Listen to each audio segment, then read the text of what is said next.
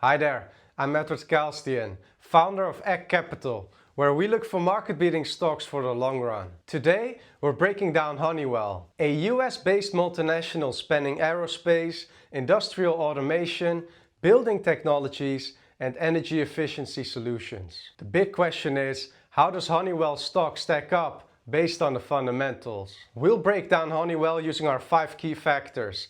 We look for high returns on capital, strong growth, healthy financials, an undervaluation, and a sustainable moat. If you find this helpful, hit like and subscribe. Now let's jump in. We look for companies leading their industry in capital returns, showing they know how to turn investments into real profits. Honeywell generates a solid 12.5% return on invested capital.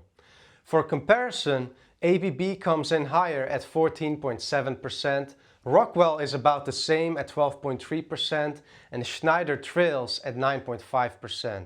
So Honeywell holds its own, not quite like ABB, but ahead of Schneider and comparable with Rockwell. On the equity side, Honeywell is even stronger, posting a 32% return on equity.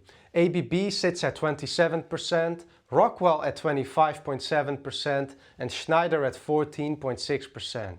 Here Honeywell leads the pack. That high return on equity highlights strong profitability, but keep in mind that part of this comes from leverage and share buybacks, not just underlying business performance. Now let's check whether these high returns are translating into consistent growth. Over the past decade, revenue grew at a compounded annual growth rate of 0%, so basically flat. Net income grew at a CAGR of 2% and earnings per share grew at a CAGR of 4.1%. This difference in net income and earnings per share is driven by buybacks. For comparison, ABB grew revenue at a CAGR of 3.5% if we exclude 2015 as an outlier, and net income grew at a CAGR of 9.5%. Schneider grew revenue at a CAGR of 4.1% and net income at a CAGR of 13.1%. Rockwell grew revenue at a CAGR of 3% and net income at a CAGR of 1.6%. Honeywell's growth has been sluggish. Flat revenues, modest earnings growth, and earnings per share mainly supported by buybacks. But it's not alone.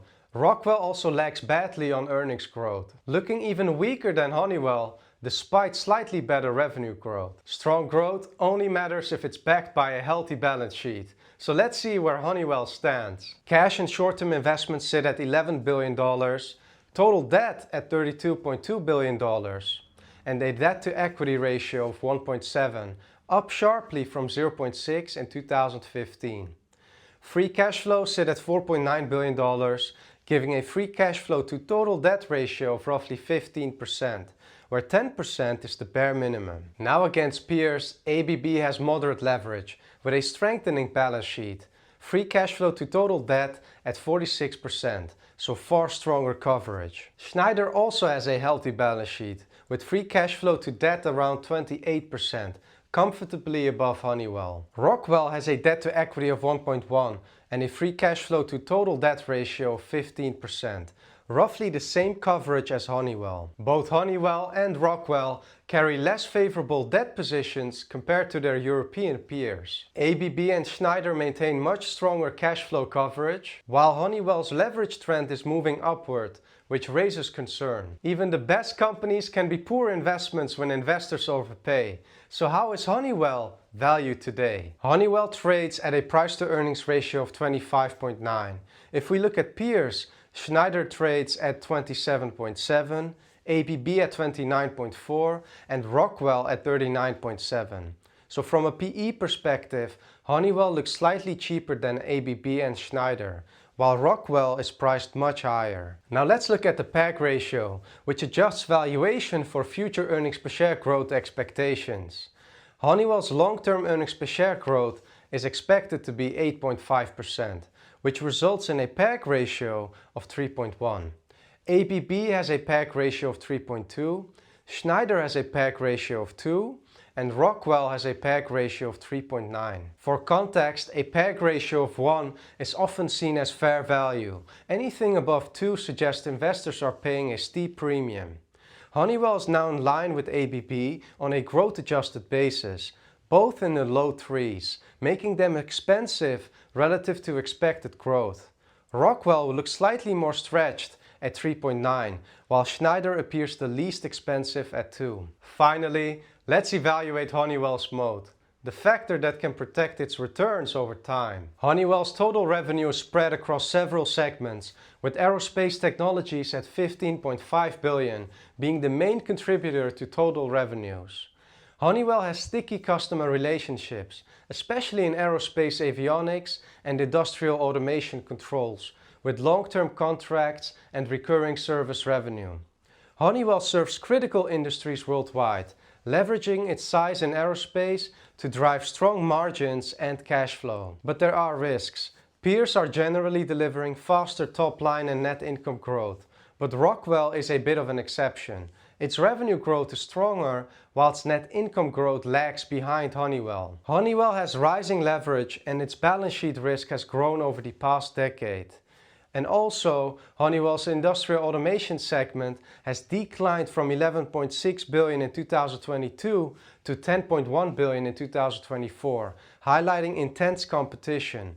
ABB, Schneider, Rockwell and Siemens Energy all push hard in automation and digitalization. Now before we wrap up, the detailed financial charts in this video were powered by Fiscal, my go-to investment research platform. Use my affiliate link below for 15% off to level up your stock research at no extra cost to you. Here's what our 5 key factors reveal about Honeywell stock. Return on invested capital is 12.5% and return on equity hits 32%, which puts it ahead of peers like ABB and Rockwell. Honeywell struggles with growth compared to peers. Revenue growth has been mostly flat, net income grew at about 2% per year, and earnings per share is ticking up around 4%, mainly thanks to share buybacks. Honeywell's leverage has been rising over the past decade. Free cash flow covers debt just above the minimum threshold. Honeywell's PE is around 26, which is lower compared to peers. But when you adjust for growth using the PAG ratio,